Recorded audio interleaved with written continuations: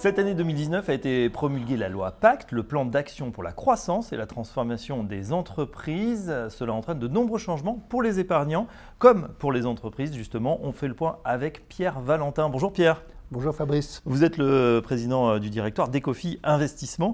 Alors, première question, cette loi Pacte, qu'est-ce qu'elle va changer pour les épargnants et notamment dans le cadre de l'assurance vie? Alors, dans le cadre de l'assurance vie, il y a un changement important puisque désormais, les contrats d'assurance vie en unité de compte devront obligatoirement proposer aux épargnants un fonds qui sera soit un fonds ISR, soit un fonds vert, soit un fonds solidaire. Ces fonds devant être labellisés par des organismes indépendants. On a un calendrier? Oui, on a un calendrier, ça c'est à partir de 2020. Et puis à partir de 2022, l'exigence est encore plus grande puisqu'il faudra proposer dans ces contrats d'assurance vie en unité de compte à la fois un fonds vert et un fonds solidaire et un fonds ISR. Est-ce que cela change quelque chose pour Ecofi? Vous êtes plutôt en pointe sur ces sujets. Oui, on a la chance d'avoir 23 fonds labellisés, 3 fonds labellisés ISR, un fonds labellisé vert et 19 fonds labellisés solidaires par Finansol.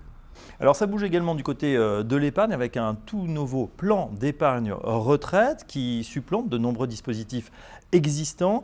Quelles sont les caractéristiques de ce produit et qu'est-ce qui va assurer le succès justement de ce nouveau PER? D'abord, on élargit considérablement les publics puisque ce nouveau PER est ouvert à tous les publics, y compris les salariés du privé qui n'avaient pas accès au dispositif précédemment. Donc un public beaucoup plus large et puis par ailleurs un dispositif plus ouvert en ce sens qu'on pourra sortir soit en rente, soit en capital, alors que les PER jusqu'à présent étaient prévus pour une sortie en rente. Est-ce que vos clients chez Ecofi Investissement vont pouvoir bénéficier de ce dispositif? Oui, nos clients vont pouvoir en bénéficier. Alors, le PER est offert par des banques ou par des compagnies d'assurance, mais nous avons une activité de gestion privée sous mandat qui peut s'appuyer sur des contrats d'assurance ou sur des comptes titres, et nous offrirons à partir de 2020 un PER avec évidemment un partenariat avec une compagnie d'assurance ou le crédit coopératif, notre maison mère.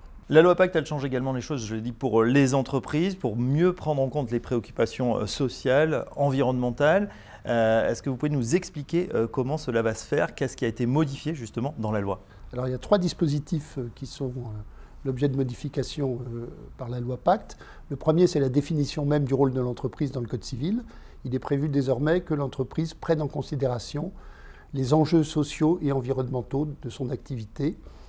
Ce n'est pas une modification considérable en ce sens que les entreprises financières et les entreprises cotées avaient déjà des exigences dans ce domaine, mais symboliquement c'est important puisqu'on élargit à toutes les sociétés cette obligation de prise en compte des enjeux sociaux et environnementaux. On parle aussi d'un nouveau concept, c'est la raison d'être. En quoi cela consiste?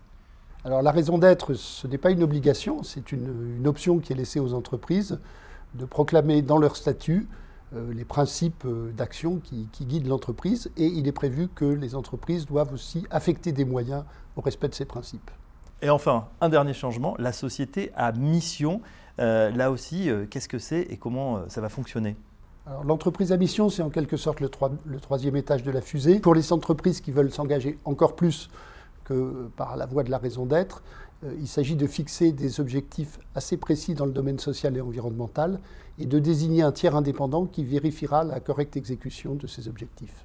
Est-ce que ce sont justement des dimensions, raison d'être, entreprise à mission que vous avez déjà prises en compte chez Ecofi Investissement? Oui, alors on est évidemment en réflexion sur ce sujet. Pour nous, c'est intéressant de savoir en tant qu'investisseur quelles sont les entreprises qui vont choisir de se doter d'une raison d'être, parce qu'on les observera évidemment d'encore plus près. Et, le fait qu'elles s'engagent est un signe en termes d'ISR et de RSE qui est important pour nous. Et puis pour nous-mêmes, on peut considérer qu'implicitement, on a déjà une raison d'être, puisqu'en passant au 100% ISR début 2019, on a indiqué clairement que notre vocation est d'offrir aux investisseurs des produits à la fois performants et respectueux de l'homme et de la nature.